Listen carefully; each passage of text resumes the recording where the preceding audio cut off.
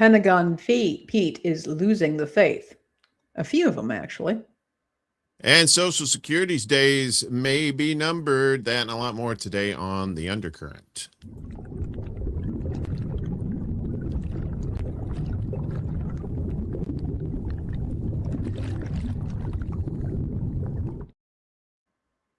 Hello. Hello.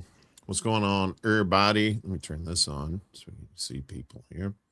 We got Chuck's in the house and CBC voters here too. Yeah, 5 subs away from 100. We're at 95 on the old YouTube Undercurrent channel. 5 more and we get that sandwich. Can't wait. We do get a free sandwich, don't we? Isn't that like the punch cards? I thought there was no such thing as a free lunch, Uncle Warren. I don't know. Depends on what kind of sandwich it is. You may think it's lunch, or you may think it's, I do not want that, because they have those kind of sandwiches too. Good morning, everybody. What's going on? It is Wednesday.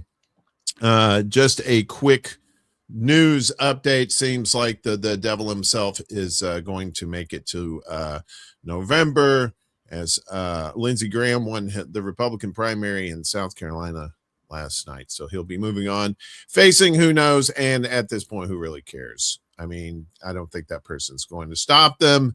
South Carolina has its own flavor, and I'm not talking about just barbecue. You know what I'm saying? South Carolina is a weird place.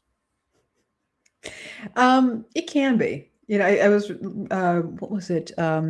The Demon of Unrest, the book about the start of the Civil War. And one of the things that Eric Larson talks about in there is the role that South Carolina played, and that it was considered to be actually a very primitive state at that point. They were considered to be very backward, and their chief source of entertainment in the evening was to do the promenade, which is where people would come out in their finery and just walk around the town squares. So South Carolina is South Carolina. Yeah. They put mustard in their barbecue sauce. I'm a little put off by that, but I like it. You've never tried it? I do like it. No, I have tried it. That's why I don't like it. Oh well, okay. I really like mustard. I come from around the Memphis area where there's actual like real barbecue, where they don't screw around with, like, you know, tabletop condiments. You know, they're just in there putting some mustard in there, like they're Carl from Sling Blade. I love me some mustard with my barbecue. Mm-hmm. I'm from Chicago, and we put only mustard on the hot dogs, so I can understand mustard barbecue. Yeah, it's like, yeah, nice try, but well, actually not nice try, but I mean, if people like it, that's fine, but it's just they really should have thought that through. We got Naybones and Ghost Art over on the Rumbly Tumblies. What's up? Wesley sneaking in here too. Good to see all of y'alls.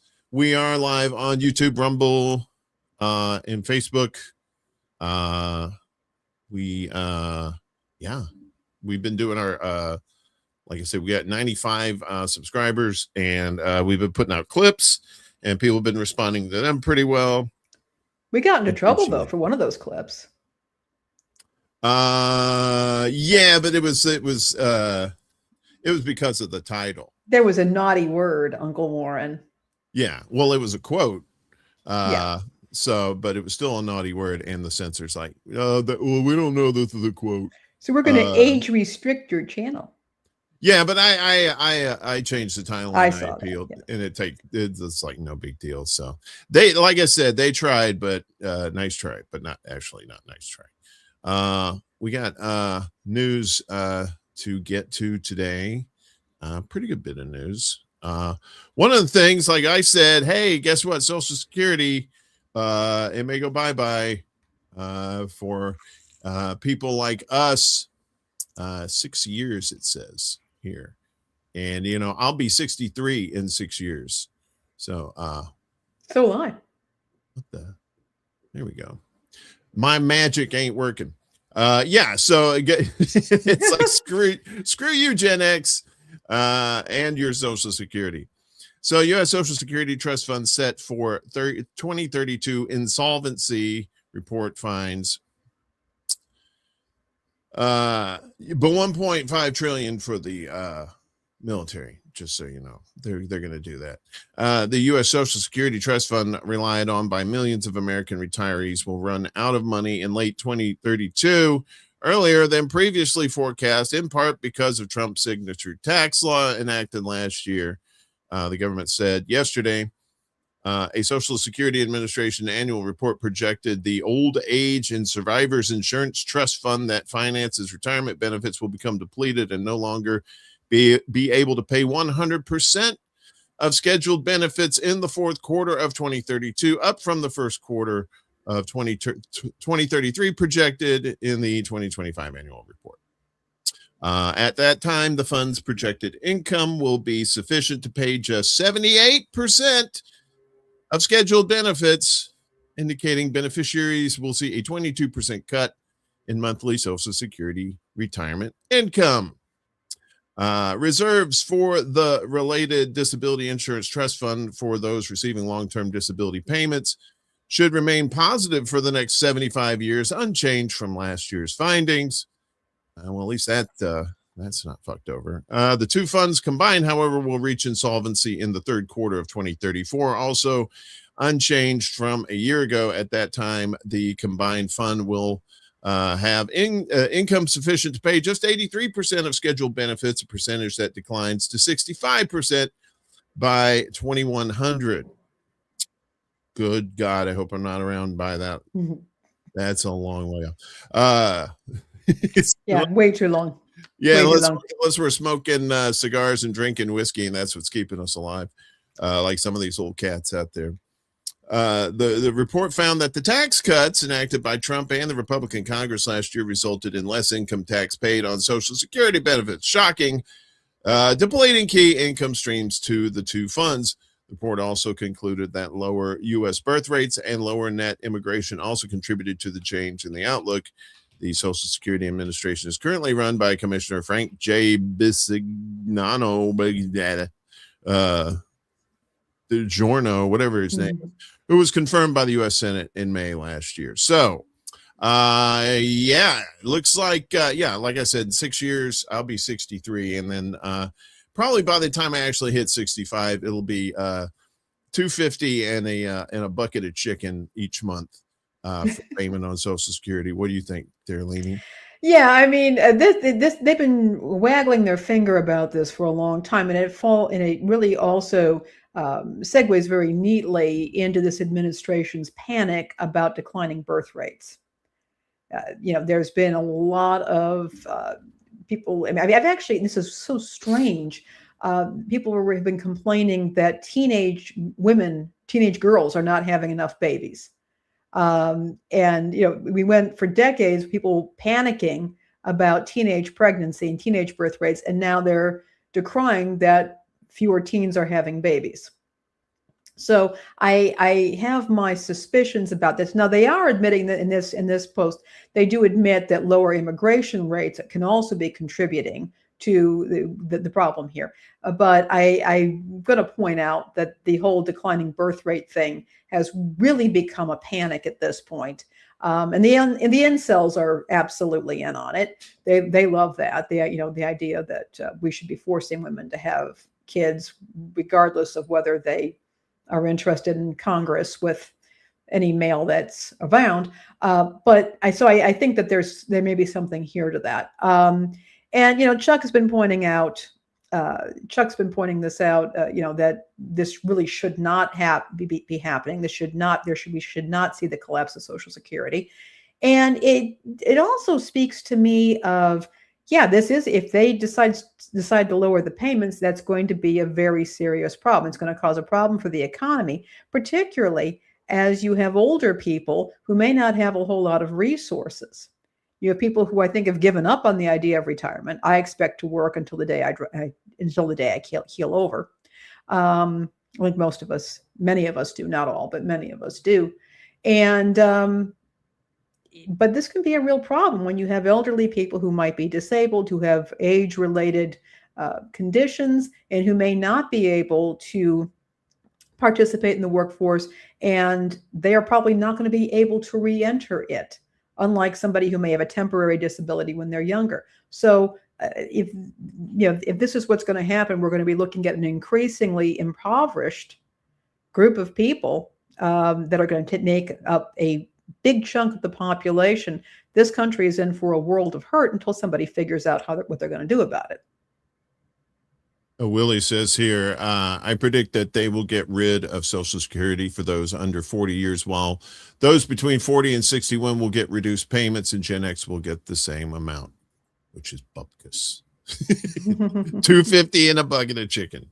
Yeah, and that, well, yeah, it shouldn't go insolvent, but we've seen the screwing around in the government, so it's not surprising if it actually does happen. And on top of that, of course, some of these cats in the government who have pensions, who will have pensions and have free government health care, are talking about raising the retirement age to like 70. But like you said, we're basically going to be working until we die anyway. So, it's like, all right, make it 300, because that's about, it might as well be. And then even then, when we get it, it's going to be depleted.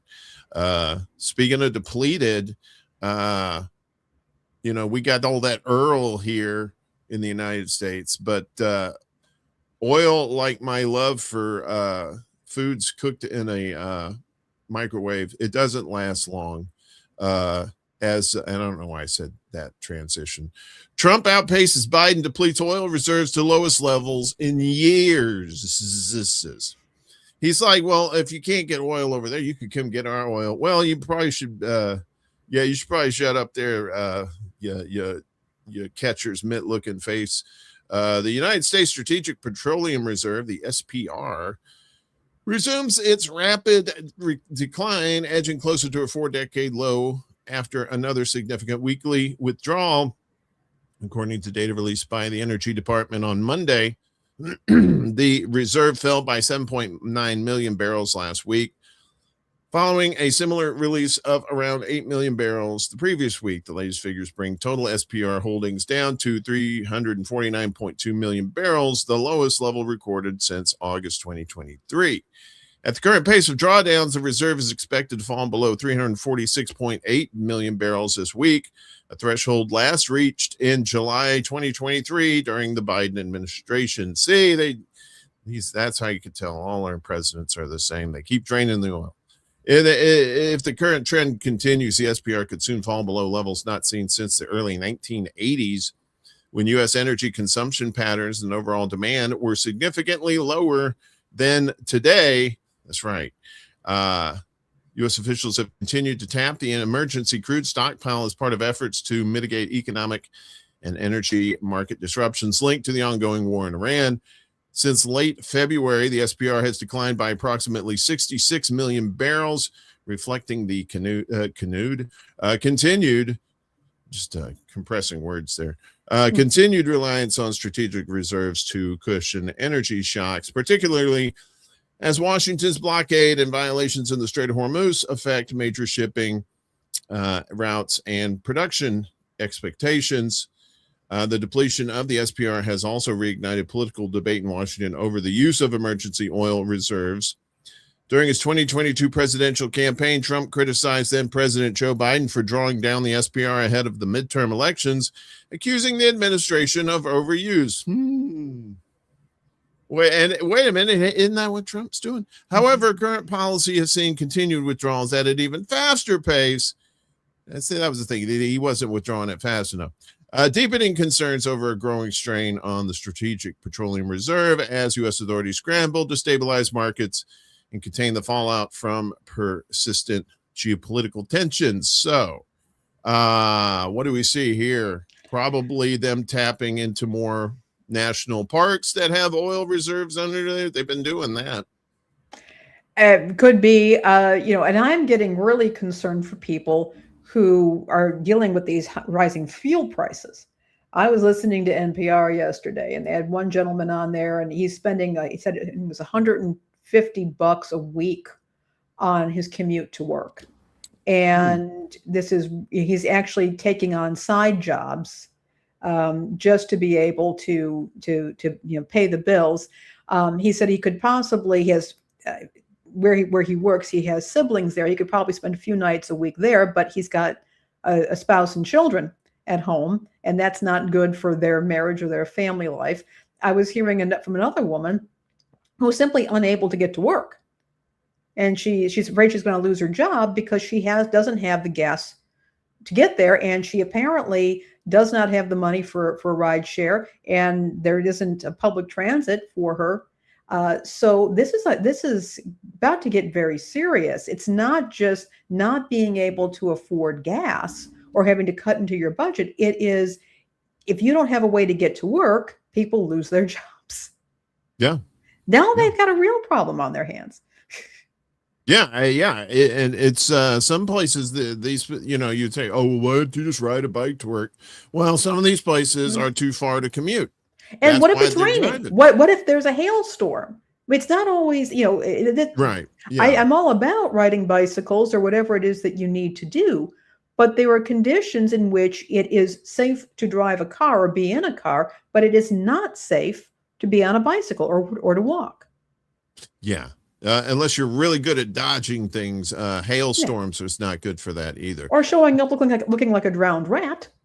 Well, that too, or catching pneumonia. But I was seeing the other day the average price of diesel is around 500.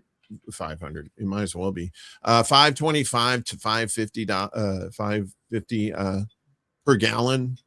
And that's going to affect truckers.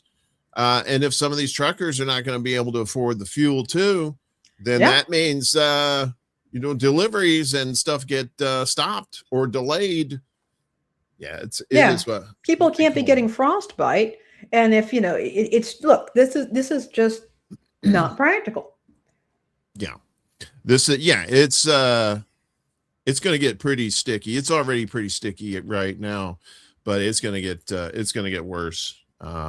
Unless somebody does something to stop it or change things, which I don't see that happening anytime soon. Priorities though, we got to make sure we get our nuclear weapons, Lainey. Well, they're very important. We need our nukes. It's part of this complete breakfast. Everybody needs a little nookie now and then. Nukie. That's not what that means. No. Stop it. I'm telling you, if you have nukie with that, you have a half-life of about 50,000 years. Well, I want to see that ballistic missile. Oh, there it is. There we go. Fire in the hole. Yeah. Nuclear weapon spending surges to record high of $119 billion. $1 billion. Global spend. This is around the world. This isn't just us. This is everybody. Global spending on nuclear weapons last year rose to an all-time high of $119 billion, according to a report by non-proliferation advocates. The world's 9 nuclear-armed countries spend an additional $16.8 billion on their arsenals, or spent in 2025 compared with the previous year. The International Campaign to Abolish Nuclear Weapons, or ICAN, said in its latest report released yesterday, the U.S. spent an estimated $69.2 billion, a rise of $12.6 billion, and more than other nuclear powers combined. ICAN said China was the second biggest spender with an estimated $13.5 billion, followed by the UK with $12.6, Russia with $9.5, France with $7.7, according to ICAN. India, Pakistan, Israel, and North Korea spent sums ranging from $656 million in Pyongyang in North Korea to $2.8 billion in New Delhi in India. ICAN said nuclear-armed states spent a combined $471 billion over the past 5 years, with all of them planning to retain their arsenals for decades more. Yay! More weapons, y'all! So you look at the chart here. Let me see if I can bring this down a little bit. So global nuclear. I was doing a George Bush there. Nuclear. It's all nuclear. nuclear. So their stockpile, Russia has 4,400, US has 3,700. They both have over 1,000 that they retired. So Russia technically has the most, but in these psychopaths' hands here in the US, that's Do they have Social Security for the retired nukes? Yeah, right. They have to wait. The nukes have to wait until they're 70 years old before they can retire. So I'm not quite sure how old these are. If they keep spending money on that, it's like the old nukes are like, wait a minute, Ash, my back hurts. So yeah, you saw the chart there. This exorbitant spending comes at a time when countries are significantly scaling back their investments in the global commons. ICANN said in a summary accompanying the report, whether reneging from climate change adaptation agreements or failing to pay their fair share to prevent the scourge of war through multilateral diplomacy, this overwhelming spending on nuclear weapons shows a willingness to research, develop, finance, and build tools to exterminate humanity instead of saving it. Yeah, that's there isn't really a better example of priorities to kill everybody than that. Oh, you want to be fed? No, that's not. Oh, you want nukes? Yeah, here you go. The report comes just a day after the Stockholm International Peace Research Institute warned that nuclear states were sidelining and walking away from nuclear disarmament commitments in favor of modernizing and enhancing their arsenals. The 9 nuclear-armed states are estimated to possess more than 12,000 warheads between them, with the vast majority held by U.S. and Russia. So more money for missile go boom boom. But if you want your kid to have fresh vegetables, what are you, a communist? What the hell's wrong with you? America, we need missiles. America. Big missiles that shoot up into the sky. You know, if I was a country that wasn't the United States and I didn't have nuclear weapons, I would be, as a leader of that country, I would be considering trying to get some. Because as the recipe goes, if you got nukes, nobody messes with you.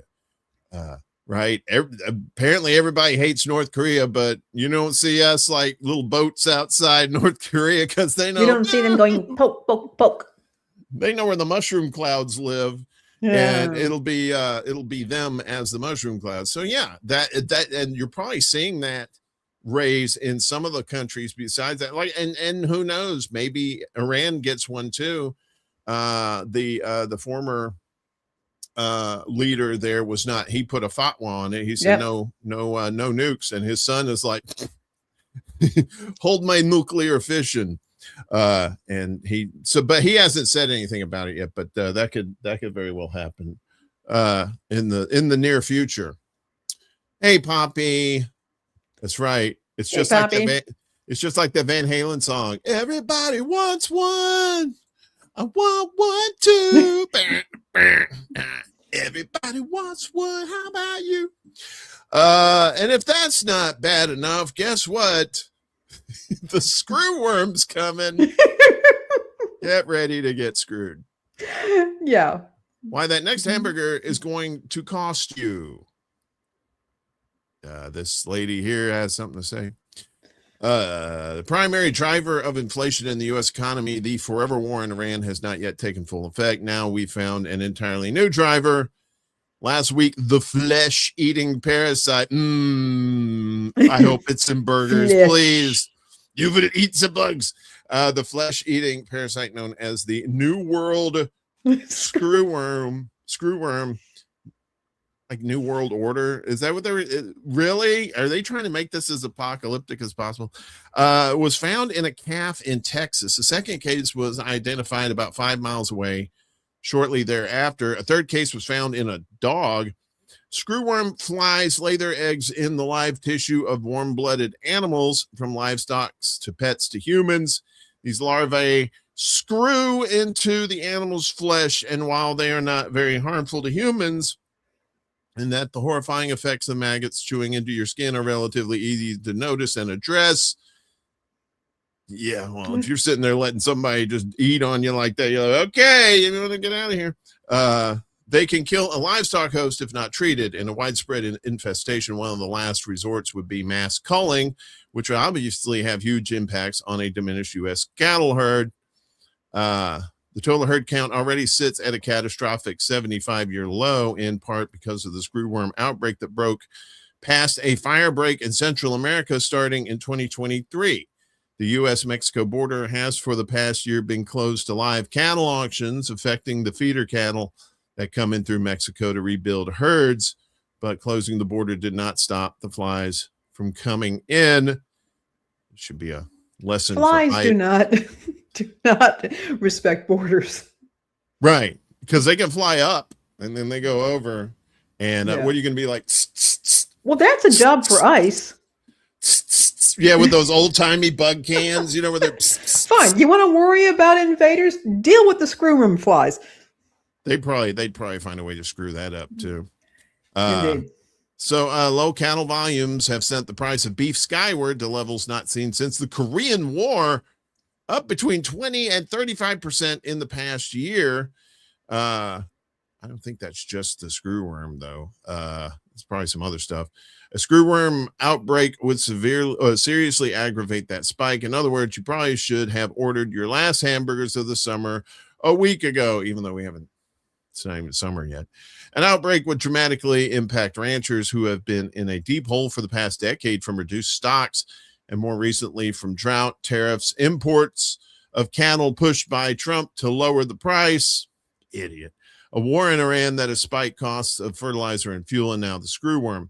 The cattle producer in the U.S. has already been under extreme financial stress, says Joe Maxwell, president of Farm Action Fund and a farmer in Missouri, where he once served in the state legislature and as lieutenant governor. This is serious, the screwworm outbreak, but it's even more serious because of the financial position they were already under. So you got the screwworm, you got the Lone Star Tick, right? Which sounds like some sort of indie band out of Austin. Yeah, and there's a couple of other factors involved here, Uncle Warren. One is that some scientists are blaming climate change for the increase in these screwworms and these larvae, because without the deep freezes that can kill off eggs and all that and help to control the population, as the climate gets hotter, the winters get more mild, less of them die out. So the normal kind of the climate controls on this fly are not there. The other thing is that there was and I believe that there is still now that it's becoming a problem again, there was a project to have basically a sterilization program for these flies to keep them from reproducing so much. And Elon Musk's Doge came in and apparently put a halt to that. Now that there's talk about bringing this all back, but people were making fun of it. Oh, they're trying to sterilize flies, and isn't this a crazy little project? Well, actually, it was a very important project because there's a species here that is causing severe problems with our cattle and thus with our food supply. So yeah, this is what we're dealing with right now. I mean, if you thought the murder hornets were bad, we've now got screwworms. So yeah, I forgot about the murder hornets. I'd love to see them in the mix now too. It's like, come on, you guys, fight it out with the screwworms and the Lone Star Ticks back there. It would probably be better than the UFC fighting that they're planning to have at the 250th anniversary of the U.S. in D.C. I mean, they could actually get all of these insects to do a show. Like the old flea circuses back in the day that it's like, hey, wait a minute, this is like the sea monkeys ripoff, right? I don't see nothing. Oh yeah, see, look at that one jumping around and stuff.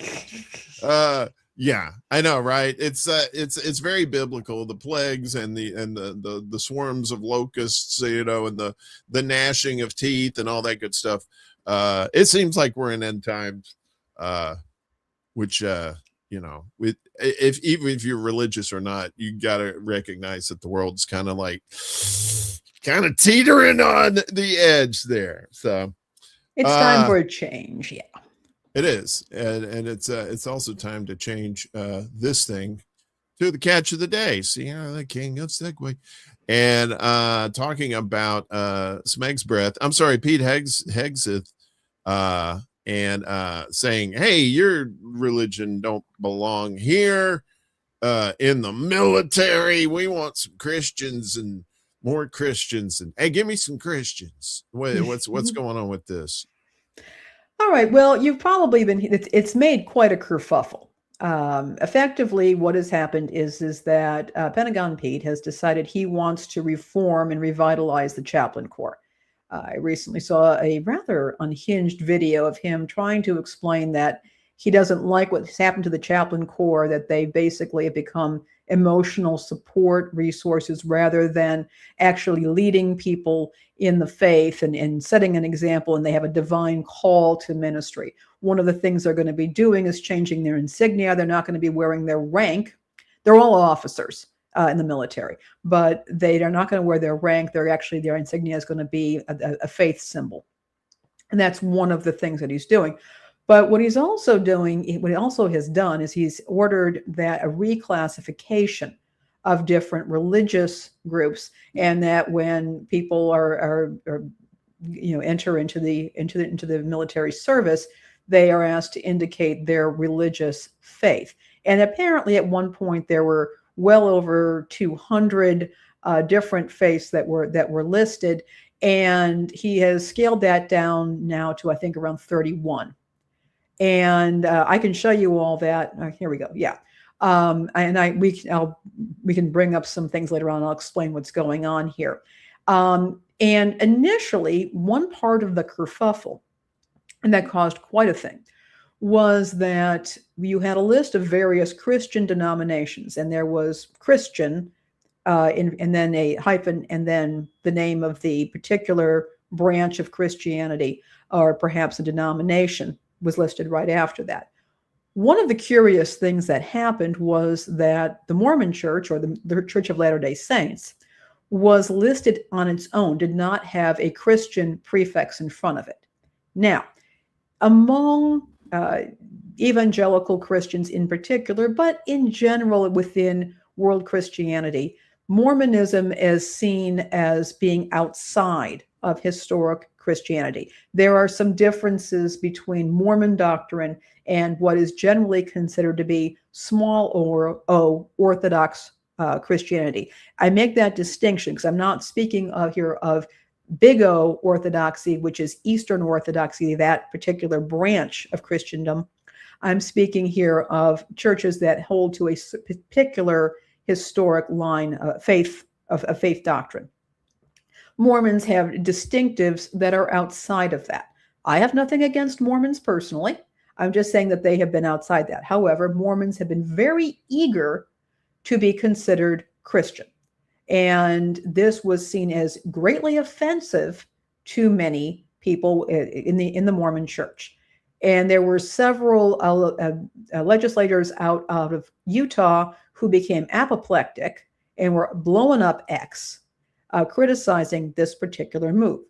What got even weirder about this, and when you look at this, is they listed as Christian in Hegseth's new list Jehovah's Witnesses, who are considered to be outside of historic Christian small o orthodoxy.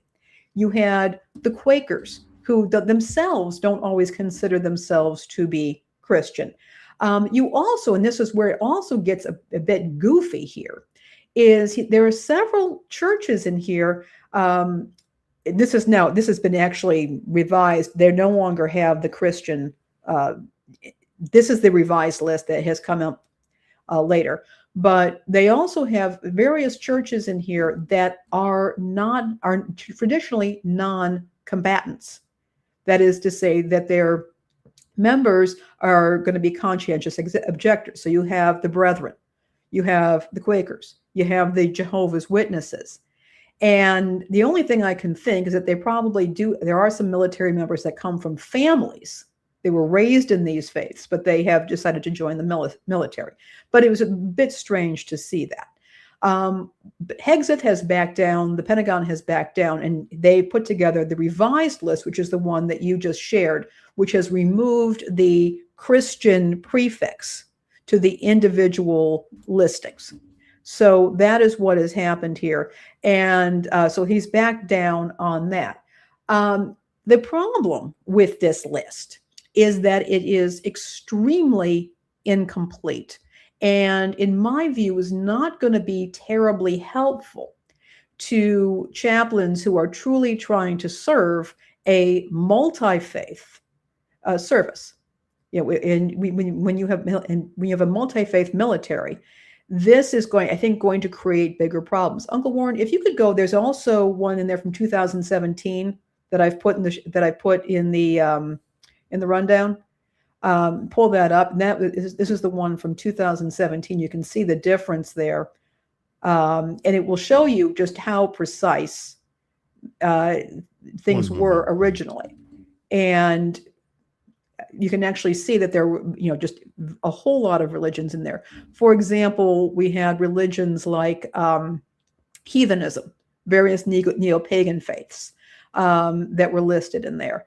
And it was very, very specific about the different types of faiths that are there. If you can, there it is. And there has been a absolute shift from this. So if you look, you'll see the Protestant Episcopal Church. You'll see Independent Baptist Bible Mission. You will see the American Baptist, the Southern Baptist. You will see Lutheran Church, Missouri Synod. It's a very comprehensive list. There's Wicca, different kinds of Wicca, and pagan, neo-pagan religions. So it's very comprehensive. And by streamlining this back, they've flattened this list. So that chaplains who may not necessarily know the people, service members under their command or under their watch, may not know them. They may not be able to adequately provide them with chaplaincy services. For example, if we go back to the new list, we'll see Baptist. Well, there are dozens, if possibly hundreds, of different Baptist denominations out there, and many of them don't like each other. And so, for example, you've got the American Baptist Church that ordains women to all ministry roles. You have, and that also ordains people who are gay, lesbian, trans, and you have the Southern Baptists who do none of those things, and who are now making moves to restrict women's participation in ministry even further. Now, I consider these to be valid issues of theological dispute. But if you are a military chaplain, let's say you're a military chaplain, you don't know, you have somebody who says that they're Baptist, they are, and you yourself are not Baptist. Let's say you're Lutheran or whatnot, and you're not aware of, of what sect, what part of the Baptist faith this person is, and you're trying to get them help from a local clergy member, you're not necessarily going to know where to get them help. If they call up the local Baptist church, which is an American Baptist church, and they send over a woman minister to assist or support a Southern Baptist family, that's going to get really unpleasant very quickly. And vice versa. You have Lutheran churches that practice closed communion. So you have like Missouri Synod or Wisconsin Synod, they practice closed communion. You have to be a member of that particular synod. It's not good enough to be a Lutheran even. You have to be a member of that synod to take communion. And again, you have a chaplain who's a Methodist, and you've got some Lutherans there. They call somebody up.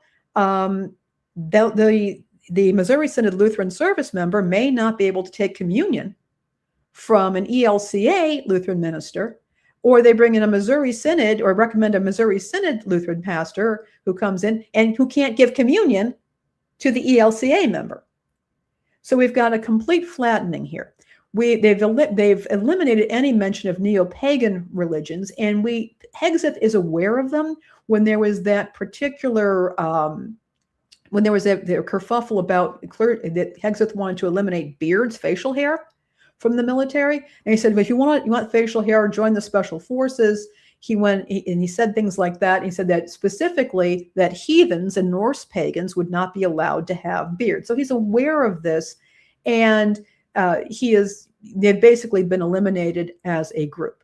They're not also, something that's very obvious here is that there has been no distinction between traditional African-American churches, like the African Methodist Episcopal Church or the Progressive Baptists or the National Baptist Convention. These are historical Black churches that are very ingrained in Black culture here in the United States. And there's no distinction made there. For these particular churches that emerged oftentimes because of racism within religion, but have their own distinct cultural worship and liturgical practices.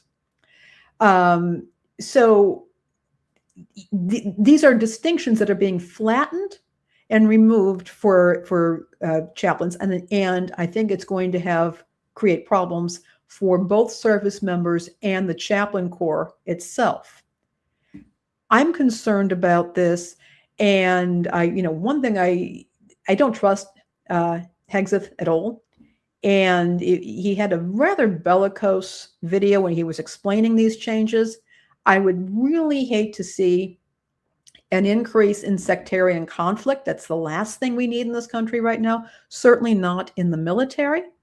I also want to make it clear that they are saying that military members, service members can certainly continue to have their particular religious faith on their dog tags, but they're being classified officially under very broad categories. And that I think is going to be a real problem. And it goes against some of the foundational ideas of the U.S. is that people should be free to practice their religions as they see fit. Mm-hmm. You don't need to get permission in the U.S. to start a church. You just don't. Anybody can start a church. And the other people that have been left out of this are Native American spiritual practices. And again, they operate in many cases differently than, say, a Christian church or Judaism or Islam, but they're very integral to these communities. And that's being stripped out of here. And when you consider that Native Americans oftentimes serve at a disproportionately high rate in the military, that is also an issue. There's so much going on with this that I think it sounds like they're trying to simplify things. They're making things even more complicated. And one of the reasons was given that they gave for this policy is service members are confused when they have this list of religions. Well, my feeling is that if a person can't name their own religion or is confused by what their religion is, maybe they shouldn't be carrying a gun, but that's my take on that issue as well. I don't like where this is going. And Hegseth's decision to start meddling with the chaplain corps, particularly because he is a supporter of Douglas Wilson, the guy who would rather take the vote away from women, or most women at least, and who marries off pedophiles to young women. It's because he's now in national prominence because of Hegseth. I don't trust Hegseth's motivations on this one bit. No, I don't either. It sounds like some personal thing with him. It could be like some of his advisors around here. I'm pretty sure he probably has his own spiritual advisors too that probably push some of that on too. I mean, I can't say that for 100%, but a lot of these cats do. I mean, Trump's got one. He's got a spiritual advisor, Paula White, who is a woman, by the way, a woman pastor, which I think is hilarious. And she's married to the guy from the Keyboardist of Journey. To Jonathan Cain? Yes, you didn't know that? No, he and Neil Sean got into a huge fight about it many years ago. Wow. Yeah. I'm probably going to do a deeper dive into this because I there's something afoot here. Now, I will say that I do think that the various missteps with this list of 31 recognized faiths or identified faiths was probably put together by people who have no knowledge of the religious ecosystem in the US. A lot of their stuff just doesn't make any sense. It just doesn't. It leaves out the United Church of Christ. It leaves out the Christian Church Disciples of Christ, which are part of the Sister Seven mainline Protestant denominations. It has the Church of Christ listed, but the thing of it is, Church of Christ is split off into various factions, including one that has musical instruments in their church service and another one that doesn't. There are major, major distinctions. Willie Bragg is talking about the Anglican Church in North America, which is a somewhat conservative splinter group from the Episcopal Church in the United States, and the Anglican Church in North America does not have a relationship to Canterbury. So it is, and they've got some great churches and some great writers and people who I actually happen to like, but they are distinct from the Episcopal Church in the USA. So, and then you've got the Presbyterians. Well, you've got the Presbyterian Church in the USA, which is right now having a showdown over whether clergy should be expected to be monogamous, versus like the Orthodox Presbyterian Church, who are as conservative as you can possibly get. This is a poorly put together list. I suspect it was some group of morons who know, and yes, I'm going to say morons, who know nothing about religion in this country. They put this list together without any forethought, and now they're having to walk this back, rewrite it. But I think in the end, by flattening all of this, we're running into we're going to have some problems. Yeah, definitely. I mean, it just seems like more bureaucratic nonsense at this point. It makes no sense. It's not serving a purpose other than to just piss off people who are religious and in the military. Other than that, I mean, that's it. It just seems like it's causing problems. And well, they may not get the services that they need. The chaplain corps is important. And when you have a chaplain, you can't have a chaplain for every religion on every base. It's not going to happen. But the chaplain is responsible for getting help for those folks. They are responsible for, making sure that religious groups have access to whatever chaplain facilities that they have, even if that particular religious group is not the same as the chaplain's personal belief. It's just, this is, on one hand, I think it could be a bureaucratic mess. I agree with that. But I also do not trust Hegseth and his motivations and the people who he has whispering in his ear. And I think in the end, you have service members and their families who are going to suffer if they are unable to get the level of pastoral care that they need promptly when things go poorly. And that does happen in the military a lot. And it's going to happen more if events that are happening now keep developing, that's for sure. And the racism also is getting on my nerves. We can talk. I'm going to talk about this more, but at some other later date. But we need to move on. I know.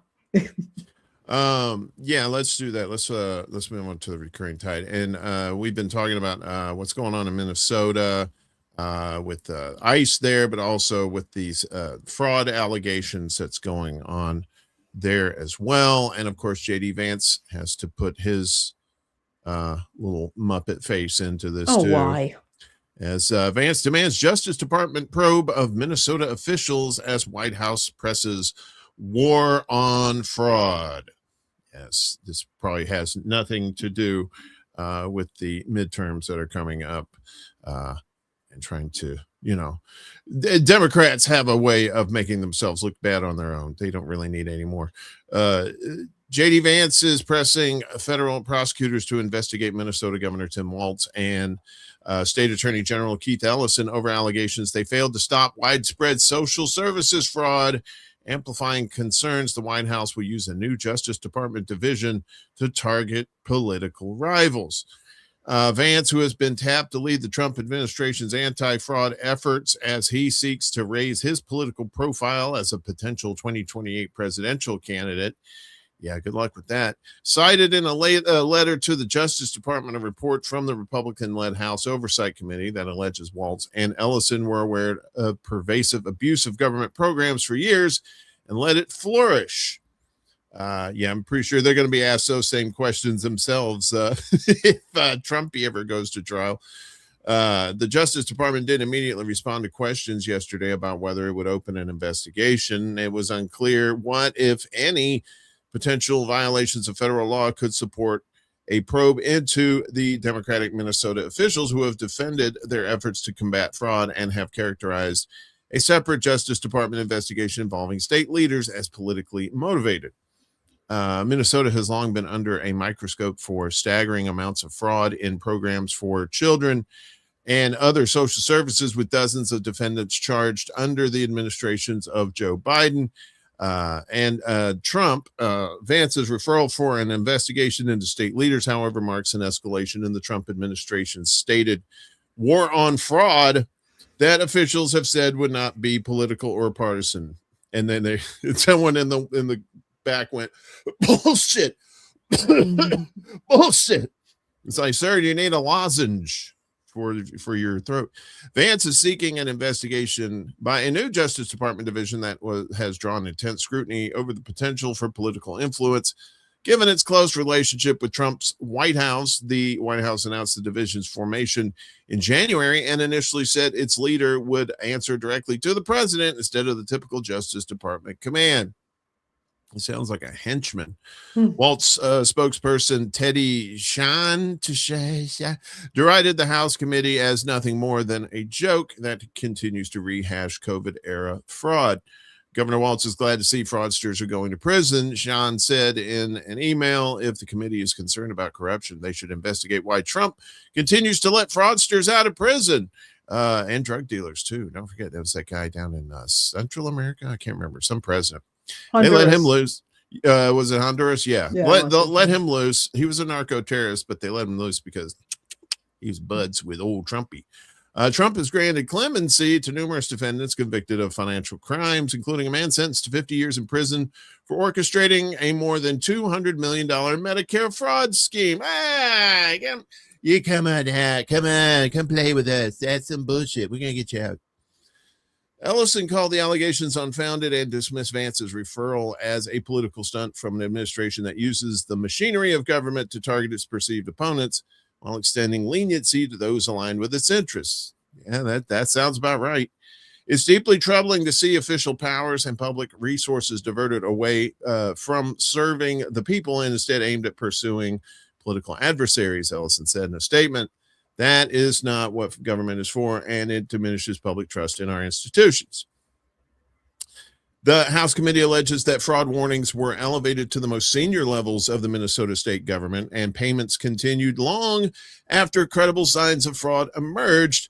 In his referral, Vance wrote that officials in Minnesota or anywhere else in the country must be held accountable if they facilitated fraud, prevented officials from stopping it, or retaliated against whistleblowers who tried to report it.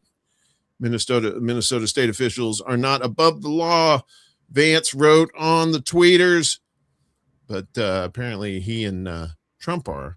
The Trump administration has clashed repeatedly with Minnesota officials, not only about fraud, but also the massive federal immigration crackdown that swept across Minneapolis, St. Paul, and other communities and led to widespread protests, including a couple of deaths, murders. Let's call it what it is. So the Justice Department in January served grand jury subpoenas to Minnesota officials as part of an investigation into whether they obstructed or impeded federal law enforcement through public statements they made. The status of that investigation is unclear. The Trump administration has touted the creation of the National Fraud Enforcement Division, or NFED, as a crucial step in its efforts to prevent the misuse of taxpayer dollars by people that aren't him. The division's leader, Assistant Attorney General Colin McDonald, is a veteran prosecutor who has vowed to pursue cases without fear or favor. Right. Don't hurt yourself winking there, boss. Critics, however, have questioned the administration's motives behind the new division, given that fraud was already prosecuted by the agency's criminal division, which last year announced the largest coordinated takedown of healthcare fraud schemes in Justice Department history. So, this is kind of a wild thing, but it looks like as a Republican, he wants more government. And Republicans don't like that.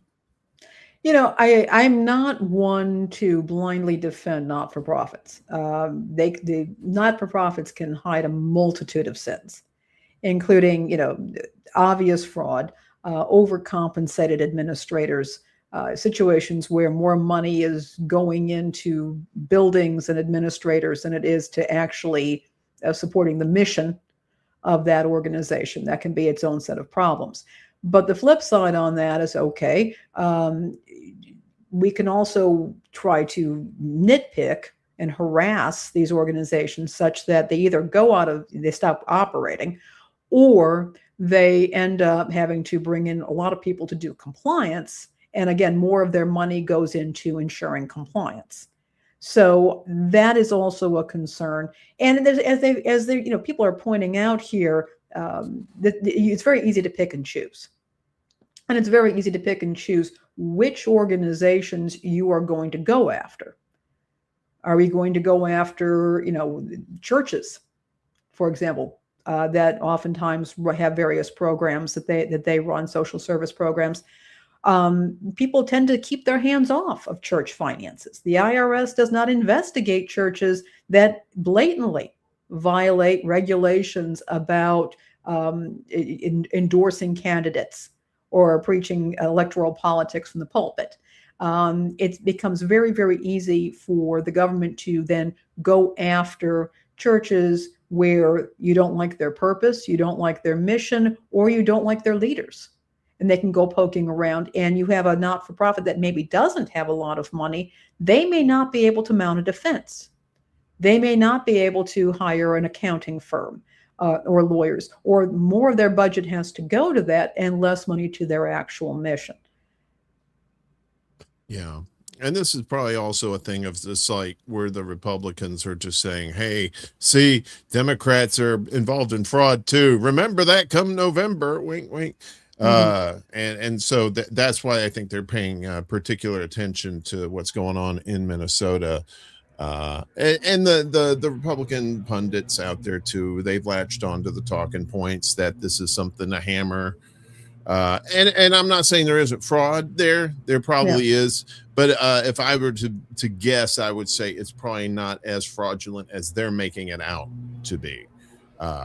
They'll take something. A lot of times this is what happens. They'll take something that's bad and create this whole, like, oh, this is the end of the world kind of situation, where in reality there's a little nuance there has to be. But nuance doesn't sway people the way you want them to. Scaring the hell out of them, that's how you do it. Yeah. Speaking of scaring the hell out of you, we were talking about oil prices earlier. So this is from unfilled gas tanks to fewer frills. Retailers see U.S. consumers rethink their spending, as we often do when financial screwing around is happening. So U.S. consumers haven't stopped spending money since the Iran war drove up fuel prices, but many shoppers are reassessing what they buy and where, according to company executives and retail analysts. The behavior changes observed so far are subtle, such as altered routines for buying gasoline and fewer visits to clothing and furniture stores. They also are uneven across the population. During recent earnings calls with analysts, executives from American mainstays like Walmart, McDonald's, and Dollar General cited overall shopper resilience, as well as noticeable cutbacks by lower income consumers. Well, yeah, everything's going through the roof. They can't afford that nonsense. But the new signs of strain cited by major retailers, as generous income tax refunds help shore up their sales, make some economists and analysts think they will see a wider retrenchment when the refunds are gone and consumers face the cumulative impact of more expensive gas and higher prices for food, clothing, insurance, and other goods and services. Trevor Chapman, a communications executive in West Hills, California, said that instead of going to a local independent gas station, he and his wife now plan their fuel stops around Costco stores with filling stations. The couple is also doing more online food shopping to avoid impulse buys, he said. Gas is a kind of catalyst, Chapman said. It trickles down into the entire budget. We're trying to keep everything as normal as possible, but it's starting to feel like it's adding up more and more. Well, before the U.S. and Israel launched the war, many consumers already were being more choosy with their discretionary purchases, fatigued by several years of stubborn inflation and tariffs on imported goods imposed last year. I guess that's the end of that. People, that's the thing. Especially poor people know how to be very they know how to get around this kind of stuff, but it's going to get to the point where even some of the get arounds that poor people have are not going to work either, and so they're gonna have to do some drastic stuff, like maybe riding a bicycle to commute for 20 miles. I mean, I've heard stories about that, where people just can't afford the gas, right? If they go, they're spending their paycheck on gas, it seems like, because of course a lot of these places aren't paying enough, so you have that thrown in the mix too. What do you think? And I want to apologize. There's some kind of tractor in my backyard right now, and if it's making some noise, I'm doing my best to control it. We've talked about this, is that people are just cutting back in all these areas. And I think what people don't seem to get is when you talk about belt tightening and how important that is. As Chuck says, you can only frugal so much until you get unfrugaled. There's only so much you can cut back. There's not going to be anything there for you. There's not going to be any money left to pay for that increased energy bill for your home. There's not going to be the money left for your kids' school supplies. What is expected this year? People are already starting back to school shopping in June. The kids just got out of school. And they're now starting in June so that they can spread out that spending, looking for the best deals and budget for all of that. And that's a concern. But you also have to consider, what about the local businesses? People, remember the whole avocado toast things. Oh, you kids wouldn't be broke if you weren't buying avocado toast. Whatever your opinion on that may be. And yes, we all have to budget. But what happens to local cafes and restaurants and coffee shops that sell the avocado toast and employ people? And that's going to be lost. That can be lost. And what happens when people are losing their employment? There are people who have to cut back. They can't hire their cleaning lady or their landscaper. What happens to that cleaning lady or landscaper is they keep on losing all of their clients. Landscaping is going on right outside right now. What happens when those folks don't have their clients and they lose, they lose their employment, they lose their budgets? You start to see the collapse of economies. Yeah, you do, and especially in small areas like that too. You'll start to see that more and more, and like people who live in rural areas, it's getting to the point where sometimes ordering food now may be cheaper than going to get it themselves because of the gas costs too much or something like that. But when you consider the food deserts, people are actually figuring it out and realizing that it's going to cost them less to pay the premium for having delivery than it is to actually go there and get it themselves. Yeah. And okay. Yeah, that's what you do. You're looking at the cost of stuff, and it's like, well, if I'm going to pay this much for food anyway, I'm going to save my gas and have them deliver it out here. I'm just talking about like the rural areas. In the cities, it's different. But even the delivery drivers themselves are getting screwed on the gas, so they are selecting the orders that have the biggest tips, and that means the people who can't afford to tip a lot may not get that delivery either because it's not worth it for the driver. They're not necessarily getting a fuel increase from the delivery services, who are, of course, trying to make money for their investors. Yeah, we're all running around fighting over scraps. You're probably going to see that with the gig economy too, where people are going to see, oh, I got to drive all that way for a $3 thing. No, I'm not going to do that. You know, so a lot of your services, people who actually can afford the services, are probably going to be stuck, as a lot of these people are probably going to be like, look, I can't afford these gigs because it's going to cost me more money than I'm going to make. So it's what happens. You know, whenever the economy goes to poop like that, you just, you have to get very creative, and hopefully you can vote your way out of it, but I doubt that's going to happen.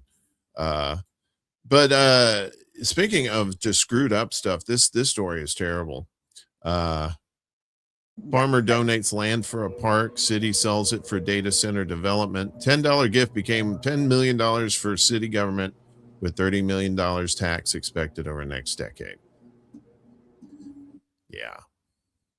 You were going to say something? I was going to say, when I saw this, I almost fell off my chair. This is just, yeah. I wasn't surprised. It's just, I'm just like, all right. So back in 1999, 87 acres of land in Taylor, Texas was donated, a nominal fee, $10, to the city by a farmer with a condition in the deed that it would be used for community parkland. In 2025, the land was sold for $10 million to a data center developer who has won several legal battles against the nearby residents who are trying to stop the massive construction project, reports 404 Media. Now the disgruntled locals are planning to take their case to an appeals court. This is unbelievable. They don't want your data center there. That's the thing. It's like, we don't care. If we want a data center here, we're going to do it. To introduce this case, let's go back to 1999 when the $10 deed was inked. For some background, 404 Media talked to longtime local Pamela Griffin, who used to play on the farmland and watch her children grow up and enjoy the same freedom. Griffin recalled that old farmer Mr. Bland, that's an unfortunate name, used to talk to her father from time to time. According to her, Bland once said to her dad, "I see the kids don't really have nowhere to play," he continued. "I'm thinking about giving this land for parkland because these kids need somewhere to play." The original 1999 deed has now been unearthed, and the farmer did indeed follow through with his words. Now let's make the following chain of events simple using a bullet point timeline. Yes, love some timelines. So pre-1999, a farmer's promise to his neighbors. July 7th of that year, Bland granted the land to the Texas Parks and Recreation Foundation, a public trust, for $10 on the condition it be used as a park. 2003, Texas Parks and Recreation Foundation granted the land to another nonprofit called the Williamson County Park Foundation. 1 month later, Williamson County Park Foundation gave the land to the city of Taylor. The city of Taylor sold the land to the Taylor Economic Development Corporation for $15,000. TEDC sold the land to data center developers Blueprint for $10 million. Wow. This is quite a tale, and there appears to be a lot at stake for parties on either side of the dispute. In summary, locals face a multitude of undesirable side effects coming from having a data center in their backyard. There's also the principle of the original deed being ignored, a big deal in Texas. Meanwhile, the council asserts that stopping this kind of development in the city zone it is situated is beyond its scope. And you want to go away there? There's a principle, a big deal. Okay, beyond scope, and the millions in tax raises will benefit residents. Griffin only found out about the planned 135,000 square foot data center on the land when local organizers called around the neighborhood to raise awareness last year. She didn't even know what a data center was at the time. Looking it up with her family, the idea of such a construction on your doorstep didn't appeal. Sorry, let me get rid of this thing. Yeah, and locals like Griffin became concerned about impacts to air, water, electricity, and noise, as they should. In correspondence with the city council, they've been assured that work will be done to minimize health risks to people living nearby. Wink, wink, wink. Mitigations like a barrier wall, landscaping, closed loop water cooling, and the developers building their own power substation were mentioned. This is just another classic case of like, they're going to have to go to court. Yeah. And some of these towns, like there's a town in Nevada we were talking about that is possibly going to lose their power because of these data centers. Lake Tahoe. Lake Tahoe. And more of that stuff is happening around the country, and more people are starting to stand up to them, thank goodness, because they're realizing what these data centers really are. They're not jobs. They're just nuisances in the community that all the benefits go to not them. Basically how that works. Well, and I hear you have this civically minded farmer who wanted to do the right thing, said, I have this land, I'm going to, deed it over for community use, for the use of the people. And this utter disrespect for those intentions. And if the community decided that they couldn't manage it, that's one thing. But there would have been ways to have, got that land to some kind of civic project that could have managed it. Or they could have said, we can't accept this very restrictive covenant that you want. We can't do that. We can say that we will use it for civic purposes if we are unable to develop the park. It could have been used for housing. There are all kinds of things that it could have possibly been used for, but they could have tried to keep it within the spirit of what that farmer wanted. And now we just see that it's been sold for a massive, massive profit. It's changed hands many times and going to this data center. It's so disrespectful. Yeah.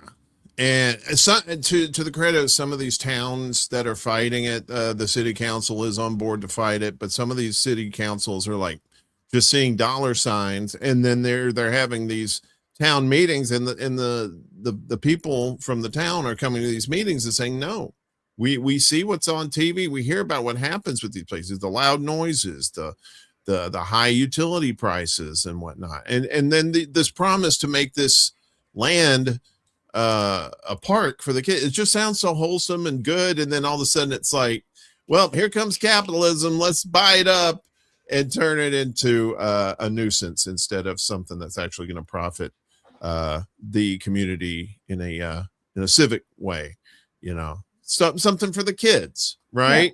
Something for the kids. Right. And again, if this area had decided that, hey, we don't have a real plan to be able to do that, we don't have the resources to develop this in the way that this farmer intended it, they could have stated that up front. And, there may have been a mistake here to accept the land under these restrictions. They could have said, okay, can we do something else? And at this point, it's been sold it's been passed over, sold multiple times, and now this. Yeah. And again, I think the farmer was trying to do the right thing. I'm going to give my private land that I right now don't have a use for, I'm giving it to the community. And no good deed ever goes unpunished, I guess. Yeah. Well, they say, well, we should let the private sector handle a lot of this kind of stuff. And it's like, well, the private sector did, and even the private sector gets screwed when their wishes aren't adhered to. Speaking of AI screwing around business, so we told you about Lindsey Graham winning his Republican primary. So of course I think he's going for his 5th term.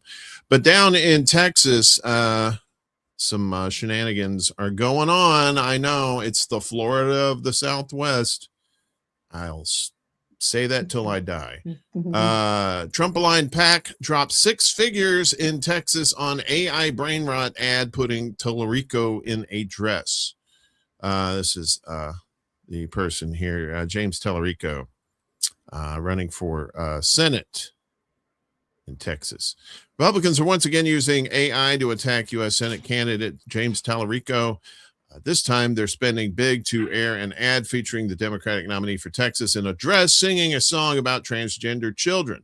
It follows a previous video posted by the Senate GOP's official social media channels in March featuring an uncanny AI rendering of Tallarico reading what they described as extreme statements he'd previously made on Twitter, discussing his views on religion and support for the LGBTQ plus community. Now, a Trump-aligned dark money group known as Citizens for Sanity, yeah, right, pretty sure there's a lot of sanity there, is taking it even further. According to a report from the Daily Caller on Tuesday, the group has spent six figures on an ad campaign portraying the Texas state representative in a dress, singing a parody of My Favorite Things from The Sound of Music about trans kids. There he is right there. You can see the dress. Boys in white dresses with blue satin sashes, girls dosed with hormones until they grow mustaches, changing the gender of all your offspring. These are a few of my favorite things. Not really good lyric writing from somebody who's done parody music myself in the past. So I'm going to give that an F. And then Tallarico is shown belting out these horrible things. The ad references comments made by Tallarico in 2023, in which he celebrated the trans youth who had shown up, along with other activists at the Texas State Capitol, to hold a protest in opposition to Senate Bill 14, which sought to ban transition-related medical care for transgender minors, part of a wave of hundreds of pieces of legislation proposed across the U.S. attacking LGBTQ plus individuals. So speaking on a podcast, Tallarico said, I'm just going to say this because it's on my mind. The trans children who showed up yesterday at the state capitol, they shouldn't have to, but it was an inspiration to watch. So as Tallarico became the Democratic nominee in Texas, where he'll face off against Republican Attorney General Ken Paxton in November, official Republican channels have spliced the comments to portray Tallarico as a creep. One post in March from the Republican National Committee research account on X with 1.3 million views quotes the interaction dishonestly as follows. Something that you love that's not family or friends, Tallarico said trans children. The ad is in line with others put out by Citizens for Sanity in 2022, when it spent a staggering $93 million attacking Democrats in swing districts. There's more to it here. You can read the rest of this article here on our Substack. The link is down below there. But basically, this is kind of the same thing that happened to Thomas Massey in Kentucky when they ran these AI ads with him hand in hand with AOC and Ilhan Omar going into a hotel. These things, I knew AI was going to be used for some kind of deception like this. In it actually popping up in campaigns like this, I'm not surprised at all. No, I'm not surprised at all either. And I've been saying this for a lot longer. I mean, I remember the first time I encountered Photoshop animations, and this was back in the 90s. In the early 90s, and I began to see when the internet was very new, and I began to see what they were able to do with photo editing. And I said, at some point, this is going to be indistinguishable, and it's going to wreak havoc for people. And the use of AI. You remember when Trumpy was doing the poop bombs, which was just so disgusting. And it's like, and this is an absolute, I mean, I know what dirty politics looks like, and this is just vile. But it's for a lot of people, they can't tell the difference. Exactly. And you're going to have a lot of voters out there who are not, who, yes, they're online. They might see something, a grandkid might show them something on their phone. They might see it, but they don't know how to see how legitimate this is. They don't know how to they don't know how to go to Reddit. They don't know or to Snopes or to the media. They just see this and they say, this guy is out there wearing a dress and singing songs about trans kids. He's a heterosexual man. I think he's married to a woman. I mean, it's disgusting.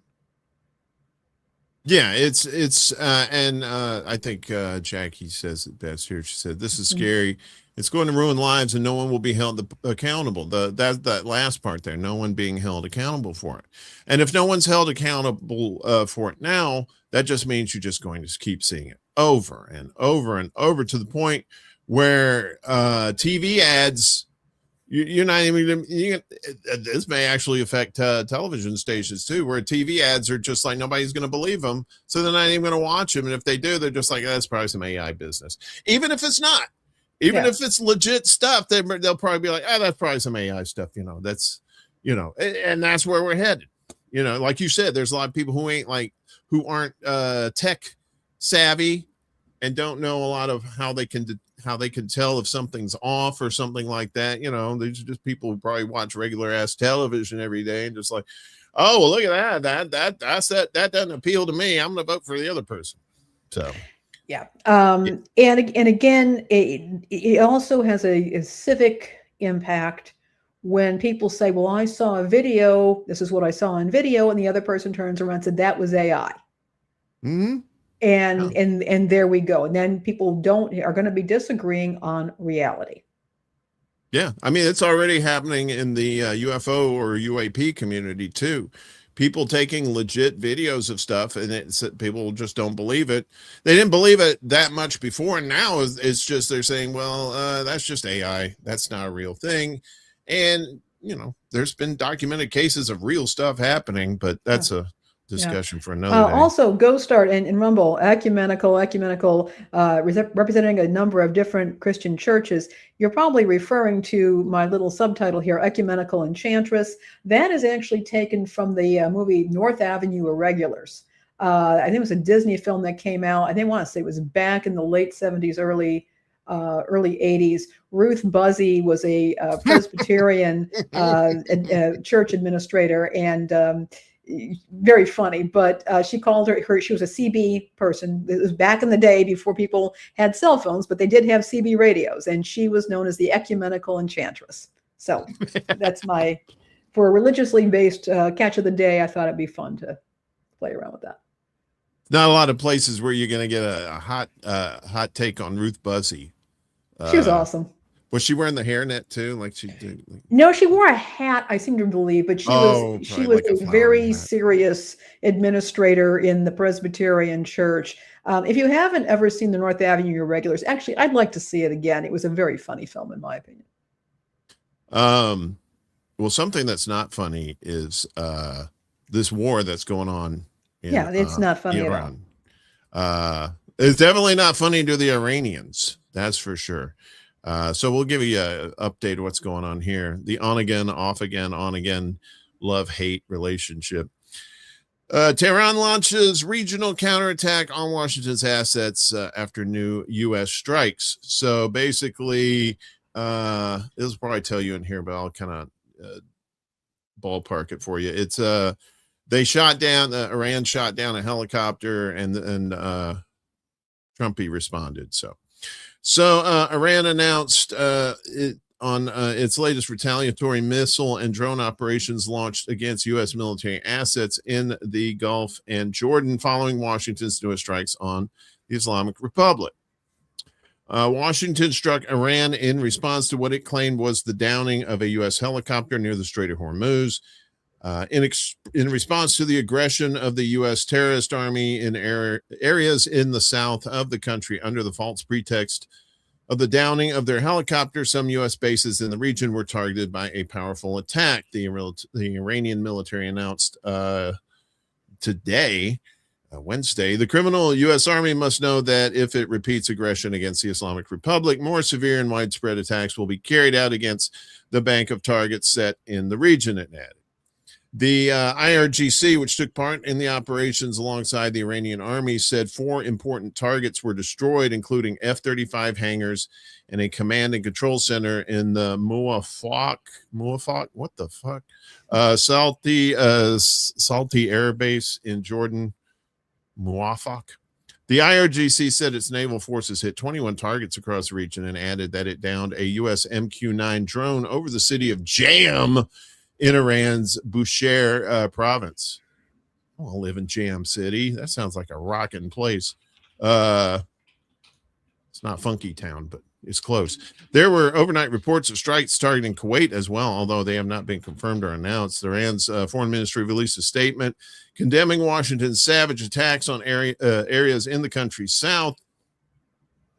Iran, in exercising the inherent right of legitimate self-defense, delivered several severe strikes against U.S. bases and assets in the region. The statement added, calling on all countries of the region to, quote, prevent any use by the terrorist U.S. military and the Zionist regime of their territory and facilities for planning, organizing, executing, and supporting aggressive actions against Iran. Tehran will not hesitate in responding to U.S. attacks originating from bases in the region. The U.S. strikes hit Iran early on Wednesday. One targeted critical civilian infrastructure along Iran's southern coastline, destroying 2 primary water storage tanks in the Bamani area of Sirak country in Hormozgan province, according to the IRIB. According to the CEO of Hormozgan province's water and wastewater company, the U.S. hit a 500 cubic meter tank and a 2,000 cubic meter tank, which both play a key role in supplying drinking water. And it goes on here as to specific targets and stuff. So it seems like the kid that yelled car and all the kids got off the street. Now the car drove by and it's like, game on. We're back to fighting. And one of the things that had happened in particular for the first time is when Israel was attacking southern Lebanon. Iran joined in attacking Israel, whereas they've never done that kind of warfare before, where they actually initialized an attack not in response to them. And so that's what kind of started this whole new round of fighting that's going on over there. So who knows how long it'll last. Indeed. And Pakistan has been involved in the quote unquote peace negotiations, which is kind of laughable at this point. But Pakistan says Israel derailed U.S.-Iran peace deal described as inches away. Diplomatic efforts to finalize a peace agreement between the U.S. and Iran ran into significant delays due to Israeli violations across West Asia. Pakistani government mediators revealed to Anadolu agency on Tuesday. Trump told reporters in New York Monday that a settlement could be reached in 2 or 3 days, yet Pakistani mediators say that such an immediate breakthrough is unlikely. And if Trump's saying it, it's definitely unlikely. While Trump continues to maintain that a peace deal is close at hand, officials in Islamabad stress that the situation is complex and has entered a sensitive phase due to persistent Israeli military aggression in southern Lebanon. See, they were supposed to have a ceasefire there, but apparently Israel says, cease what?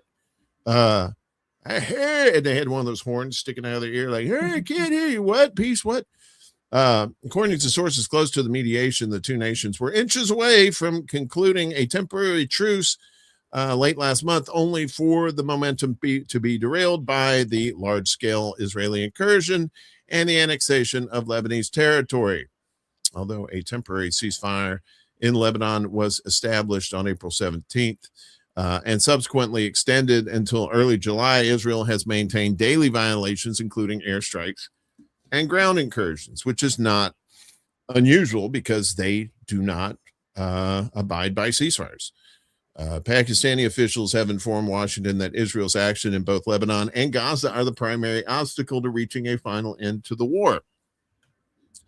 The Iranian leadership has reiterated through diplomatic channels that it will not return to the negotiating table while Israeli strikes persist. Last week, Pakistani Interior Minister Mohsin Naqvi traveled to Tehran for the 4th time since February 28th to deliver a special message to Supreme Leader Muqtada Khamenei from the Pakistani Army Chief, Field Marshal Asim Munir. They're killing me with these names. I'm going to tell you that right now. Right. Whew. Good thing I've read some of these before in the past. Yeah. Pakistan, alongside regional partners such as Qatar, is currently attempting to convince Trump to apply maximum pressure on Israel to halt its offensives. Imagine that. Yeah, Islamabad has reported receiving a positive response from the White House regarding the situation in Lebanon, despite the lack of an immediate cessation of attacks. So Pakistani sources told Anadolu Agency that they anticipate a breakthrough in efforts to stop the Israeli military attacks in a few days. Yeah, good luck with that. So yeah, and this goes on with more stuff. So yeah, think what you will about Israel, but they have been the thorn in the side of peace in this whole thing recently. Obviously, them in the U.S. were the ones who started this whole mess, and now it's what the kids like to call a quagmire going on over there. And by the kids, I mean people who have seen this kind of stuff before in various theaters of war and bullshit. Indeed. And, the difficulty with these arrangements and these attempts at negotiation is they require good faith. And I'm not seeing that happening here. No. Yeah, that and the fact that we've got an alliance between the U.S. and Israel that is certainly not serving the U.S. except to maybe prop up certain politicians. And people, I don't think people are coming to the table in good faith in this case. No, there's all kinds of stuff going on behind the scenes. Everybody has their own motivations, their own agendas, and that sort of thing. And people say, well, why doesn't Iran just surrender? It's like they're not going to surrender. They've been preparing for this for decades. They knew this day would come that somebody was going to attack them. If it wasn't with being having their monies, they're like their funds frozen. I think Iran's funds have been frozen, their bank accounts frozen, that sort of thing. And yet here they are. they're still around. They're not going anywhere. So, yeah. And for Pakistan to say that is kind of interesting too. That, hey, Pakistan, who you think's messing things up? Israel. Don't tell him. Okay, tell everybody. Yeah, it's ridiculous. And, the more this goes on, and Trump's making money off of this war too. So as long as he's in office, this war is probably going to keep going on. So let's get to the press pool. Put on your waders. We're going in to the press pool. And if you thought CBS was scary with Barry Weiss, guess what? Yeah. There's more. CBS News boss Barry Weiss poised to oversee CNN editorial operations. I thought she was already doing that. Seems like it. CBS News boss Barry Weiss is likely to gain editorial oversight of CNN if and when Paramount Skydance's acquisition of Warner Brothers Discovery is approved, according to a report. Paramount executives are said to have held preliminary discussions with several candidates who would come in and run the business side operations next to Weiss while she continues to oversee editorial. The company is considering several big names, including current CNN CEO Mark Thompson, NBC Universal News Group Chairman Cesar Condi, and former NBC News chief Noah Oppenheim, Axios reporter. That's Barry Weiss right there. Ben Sherwood, currently CEO of Daily Beast, and former CBS News president David Rhodes are also under consideration, according to the report. The search implies that once the merger goes through, Weiss will also be in charge of CNN's editorial operations. You have been warned if you watch CNN. A CNN spokesperson declined to comment. The Post has sought comment from Oppenheim, Sherwood, and NBC News.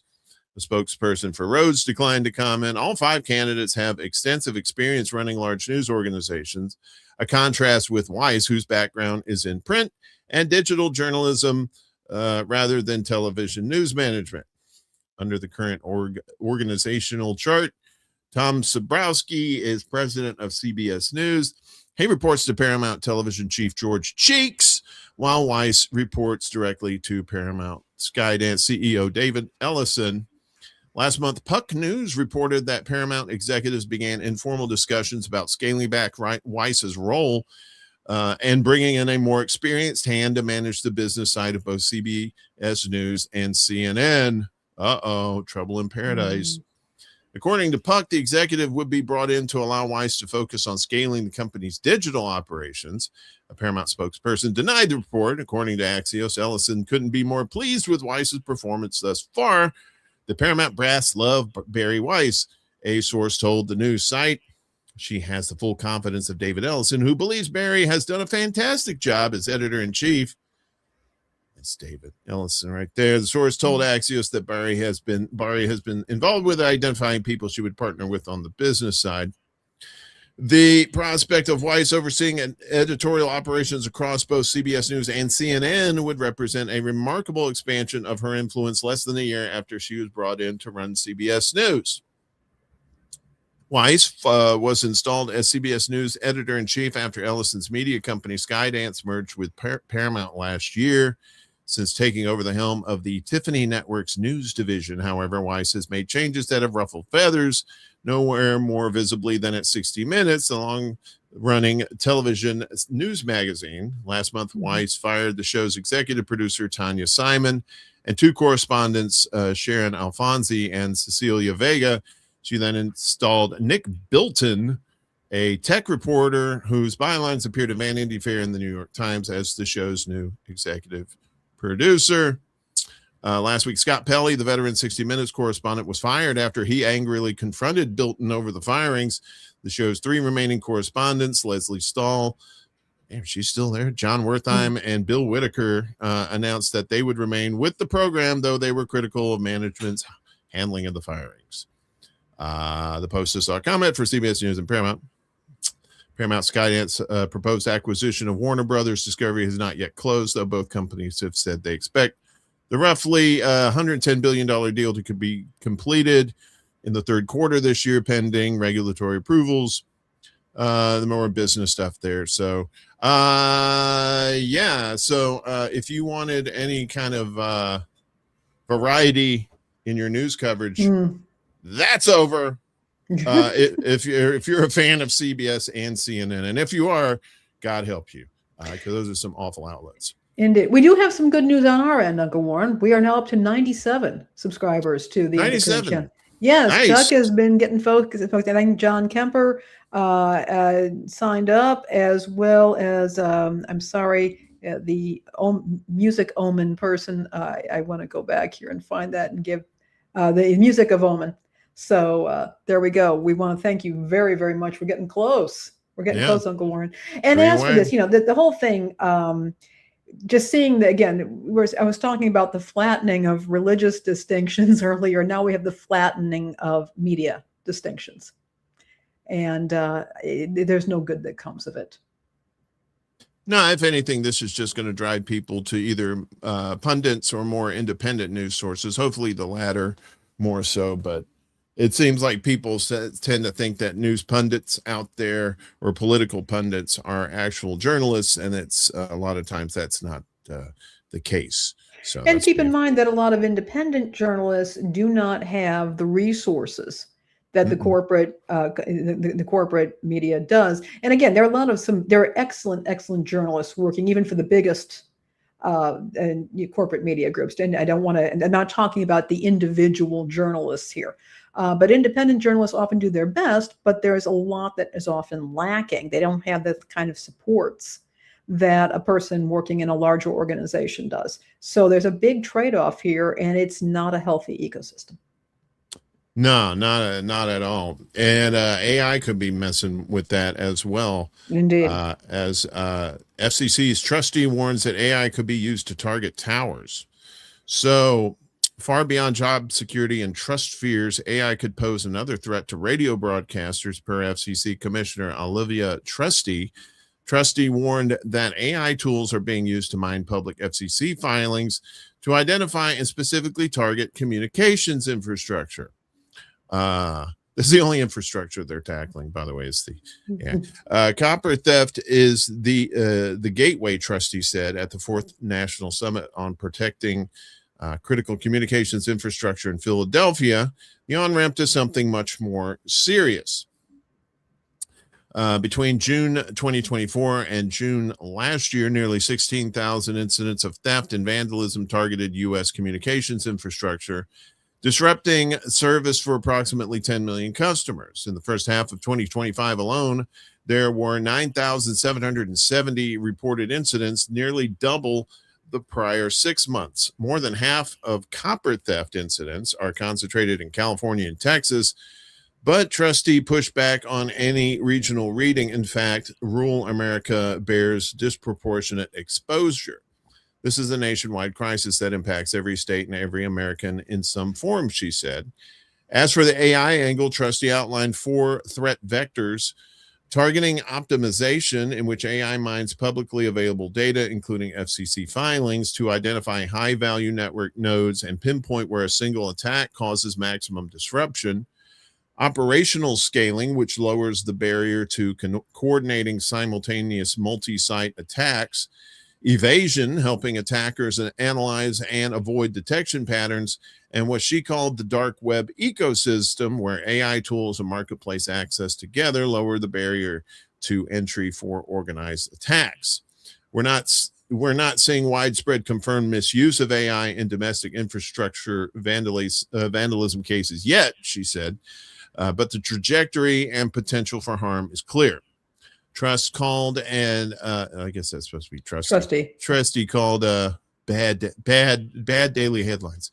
Trustee called on Congress to pass H.R. 2784, the Stopping the Theft and Destruction of Broadband Act, which would extend federal criminal protections to private communication networks delivered by wire or radio. Whether traditional broadcast infrastructure falls clearly within the bill's scope remains an open question, but its broader aim is to close the gap in federal law that currently protects government-operated systems far more robustly than privately owned networks. Currently, 28 states classify communications infrastructure attacks as felonies. Trustee noted that 22 have not. A gap, she said, bad actors are actively exploiting. Yeah. And it's very much a sign of the times when people are stealing copper, and they're trying to find it all different places. Yeah, and they're often mentioned that it was in Texas and California. There's a lot of rural areas. There's a big states, and they've got a lot of land. And there's a lot of rural areas that could be particularly targeted. They don't have the level of security that you would have, say, in an urban center for a broadcasting establishment. So this is, it all sounds very technical, but these are very real risks, and communications infrastructures are so critical. And people want to steal the copper wire, and that could bring down a local station. They could absolutely do that. And again, in a rural area, you don't have a lot of choices, and that station is precious, and that could be happening. But there's also the disruption of signals. If they know, for example, that this station maybe doesn't have anybody there at night, they have an engineer that might be on call, but there's nobody there. There's no overnight DJ. They're voice tracking or whatnot, or they've got some stuff running on a TV station.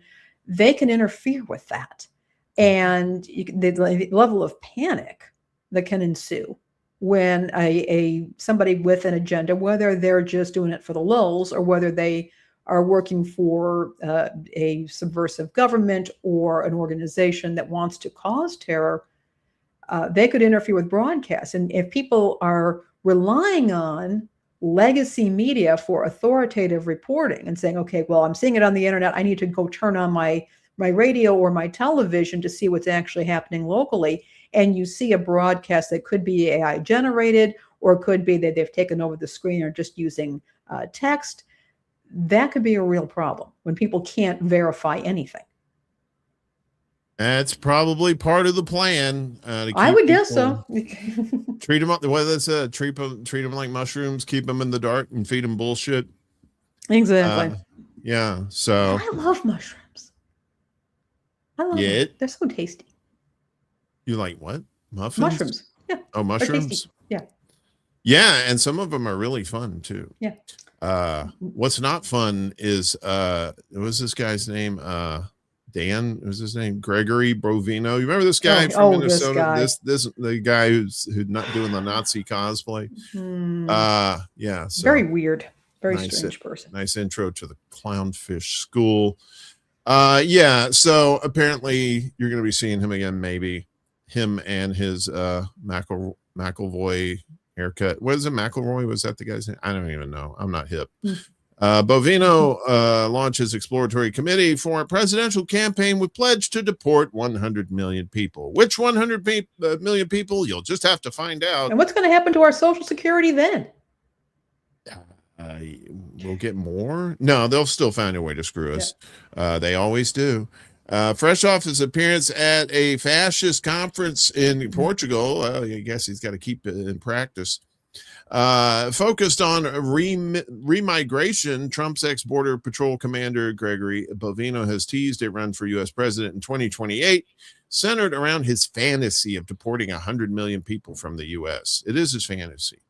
Amid public backlash following the killing of 2 U.S. citizens by his federal agents in Minneapolis, Bovino was kicked from the helm of Trump's mass deportation crusade in January and sent into early retirement. But as he later discussed with the New York Times, he departed with a sense of unfinished business, that being the 100 million people that he wants to deport, unfulfilled that he could not exact what was described as a master plan to purge a third of the country. As News Nation reported on Monday, Bovino is not one to give up on dreams easily. The 30-year Border Patrol veteran told the network that he was launching an exploratory committee for a White House run in 2028 and plan to move ahead with a formal campaign if it all comes together. The website for his committee, bovino2028.com, which features an image of Bovino in his signature SS-style trench coat, flanked by the phrase House Bovino, men fight back, gives a sense of the campaign he seeks to run. There it is. The spice must flow freely. House Bovino. Yeah, he does. He looks like he should be on Geedy Prime with the Harkonnens there. Nerd reference. Very much so. That's fine. There he is right there. He looks very SS-ish. Even this little stuff here, the lightning bolt things, whatever the hell he's holding there.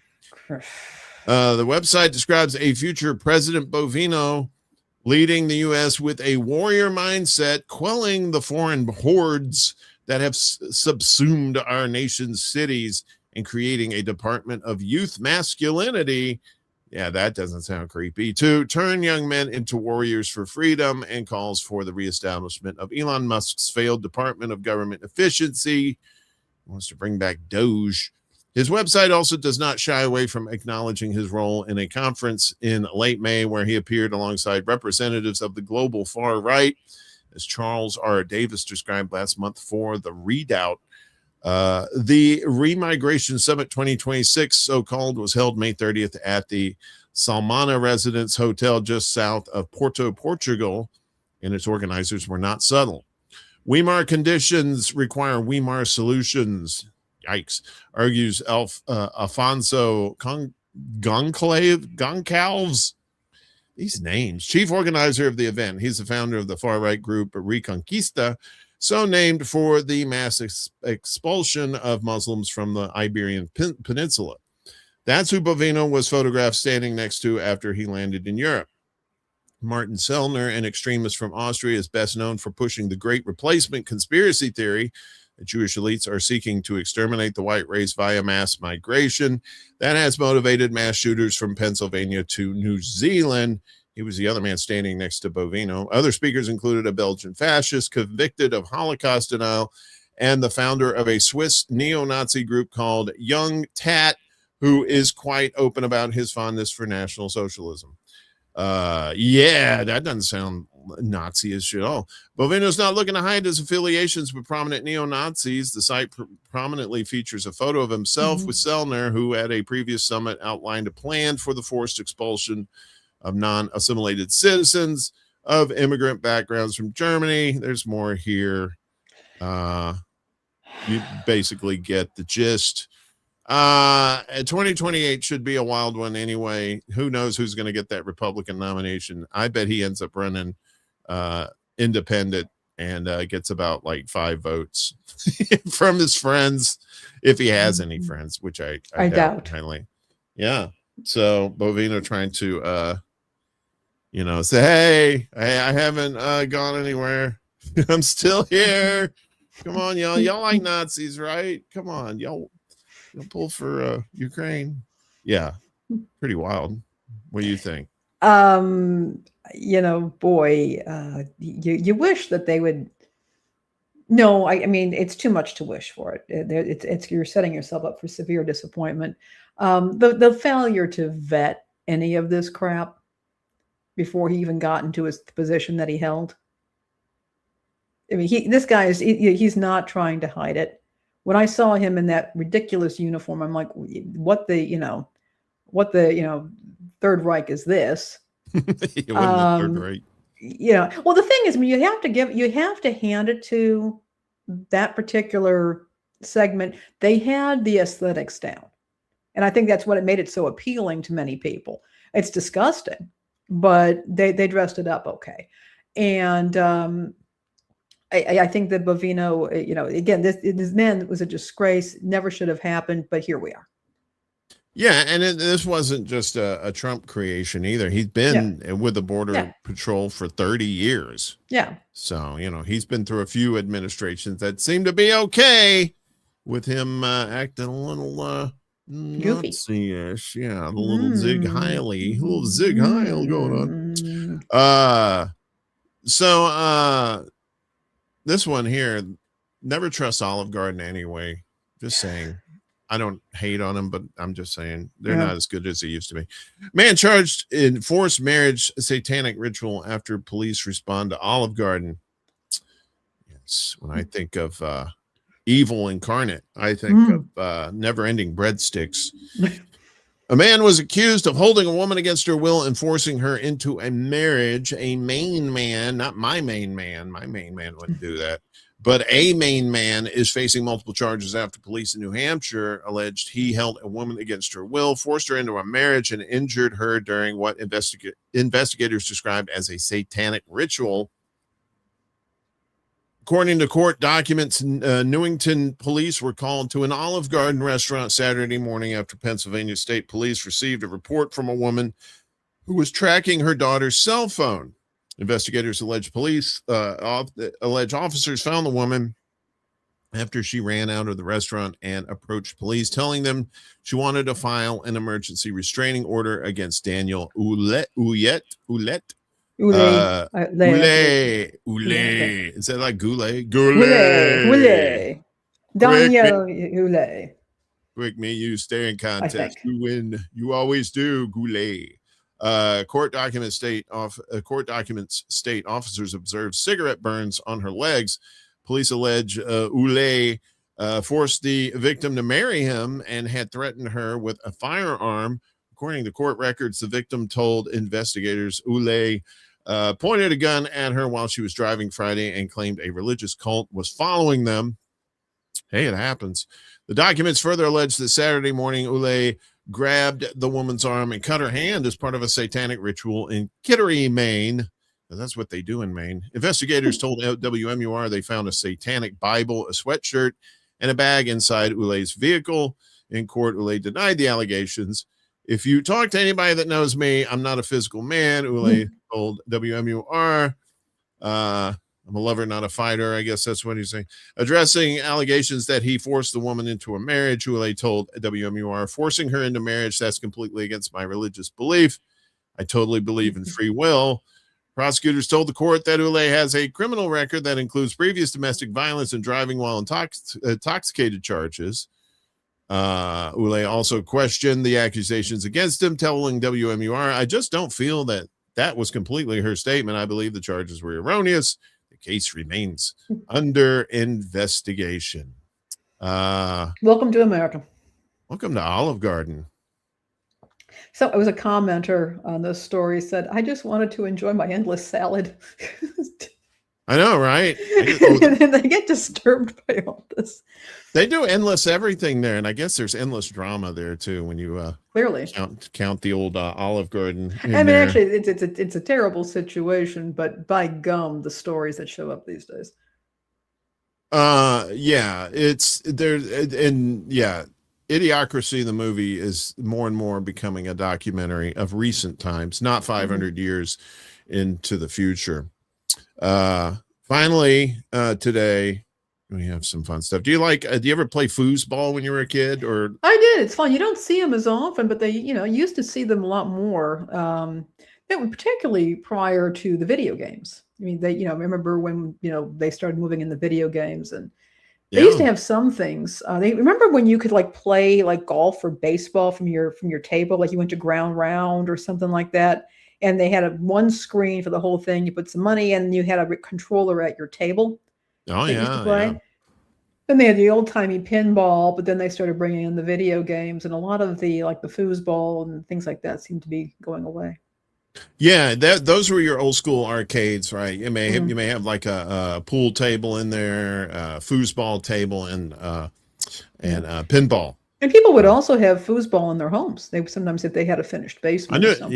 I knew a couple. Or air hockey. Yeah. Oh, air hockey. All right. Love me some air hockey. Yeah. Well, world record in Canada as world's largest game of human foosball, played at Ontario. Let's see if I can play this here. It won't let me see. Look at this. These people, it's got music on it, but so they're coming in. There's the field. It looks like it's on a football field or some sort of soccer field. And they got them all roped off and then they just, here they go. They drop the ball, and then they kick it. They can't move. Right. So they have to, sometimes they make it in there. Okay. So you get the feel there. There we go. Gotta love the Canucks. I mean, they just, they're just having fun. They have nice hats up there. They call them toques. I took a hat one there. I was there. No, I was never there. The Ontario Lottery and Gaming Corporation celebrated the upcoming FIFA World Cup by organizing the world's largest game of human foosball. Foosball is the devil. Ah! Sorry, that was from Happy Gilmore. The May 23rd event at Humber Polytechnic Lakeshore Campus West in Etobicoke involved 254 participants holding on to giant horizontal poles, giggity, and attempting to kick a soccer ball into an oversized goal. Soccer is about teamwork, energy, and shared experience, and a human foosball Guinness World Record attempt brings those elements to life in a fun and unforgettable way. Neil Lumsden, Ontario's Minister of Sport, told Guinness World Records the record-keeping organization confirmed the event qualified as the world's largest game of human foosball. Foosball is the devil. Ah! And then that donkey. Have you ever seen Happy Gilmore? Not Happy Gilmore, the Water Boy. Sorry, it was the Water Boy. No. The Water Boy. Yeah, it's stupid, but that's Adam Sandler. I mean, it's an Adam Sandler. And this looked kind of fun. So I guess you just stand there, right? You hold and you on. had a little thing, and then I mean, I think it's great. It's kind of like when people were playing Quidditch from Harry Potter, and then you come up with this, and now they're doing human. I think it's a great idea. If they want to do this right, though, they need to have somebody at the end of one of those pipes or whatever that pulls on it so that they move, because that's what you do in football. You pull the thing, and then your little players come down, and and then you do that whip where you just hit it real hard, and that thing just hits the back of the thing, and you hear this, this. Oh man, it's a great exclamation point on a goal too, and you're like, yeah, woo! I'm no good at foosball. That's just too much stuff going on with the hands and the looking for the ball and stuff. So, are you professional? Do you play professional foosball? I do not. I do not. I haven't played foosball in I don't know how long. Maybe next time we go up to Chicago, we find a place that has a foosball table, Uncle Warren, we can all play. They have these great little arcades around here too. Yeah. They have like the one that's just nothing but pinball machines, and apparently it's just this giant complex. And then they have the same people have another complex that has all these like arcade video games and stuff like that. And you pay one price and you can just play as much as you want. It's pretty cool. I remember the Captain Fantastic Elton John Pinball Wizard pinball machine that they had back in the day. And there was Elton on there, because he played the Pinball Wizard in the movie version of Tommy. Oh yeah, of course. Going back to Journey, Journey had their own video. They had their own pinball machine too, but they had a video game too, and it had their little heads. Right, it was like they took pictures of their heads, like they could turn this way, they could turn this way, or they could look ahead. And if you were Steve Smith, you're on this drum kit and you're going around shooting lasers and stuff. It's so bizarre. Wow. But in the local town, it was at this gas station, and the high score each week got like a gas station pizza. So I don't know if that was a prize. I remember you put your initials in there. Yeah. I loved it. The high score, and like for like a day, even if it was just a day or something, but you got your initials in that high score, and that was or you wrote ass or sex or something like that the proprietors probably didn't like, but whatever.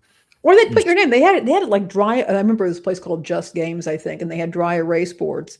And if you got the high score, your name and your score got on that little dry erase. What's up, Piss Doggy? That's awesome. Kiss had a pinball machine game too. Yeah, that was I think Kiss had a casket for a while too. Pink Floyd had a pinball machine, but it was very slow, and you had to be on acid to play it correctly. And even then, it wasn't pinball. It was probably just a box. It was just a box of rocks and somebody on the side going ding ding ding ding ding ding ding ding ding ding ding ding ding ding ding, and you're like, man, this is the greatest game ever. You had to be comfortably numb to play it. That's right. Shine on, you crazy diamond. Good stuff. So that's all the news that's fit to print for today. Good show. I enjoyed it. And we got some new subscribers. We're 3 away from 100, Uncle Warren. 3 away. We need 3 more for the C note. So hook us up if you can like, share, and subscribe. If you're doing it live with us, or if you're watching this in the future, they have flying cars. We appreciate all the support from all our folks in this community. Yeah, we are. You animals. Stop it. We're all kitteny, John. We're like kittens around here. Stop it. Anything? Thank you, Poppy. Appreciate you. If you don't know Poppy is Pop, I always see Poppy in the Black Bear News. She's the mod over there. We do appreciate coming. And now you're a mod here too. So that's awesome. Anything else before we get out of here? Don't have anything else to say. I want to, I appreciate everybody doing stuff. Do check out, if you haven't already, our Substack. That will get you updates, notifications. If, for example, YouTube decides to take down the channel or something, we can get in touch with you that way. It also has our show notes. So I'm putting that link right now into the comment sections. Please do, if you can. It's free. It will always be free. There will always be a free show notes for this show. You don't have to pay anything for it. But again, we do appreciate your support. Yes. And don't forget, wash your produce. Wash your fresh peaches, right? Yeah, that's what they're saying. That's what Piss Doggy's saying. Wash your peaches. Well, they're taking away all the water for the data centers. So we do have to be reminded. Think clean thoughts.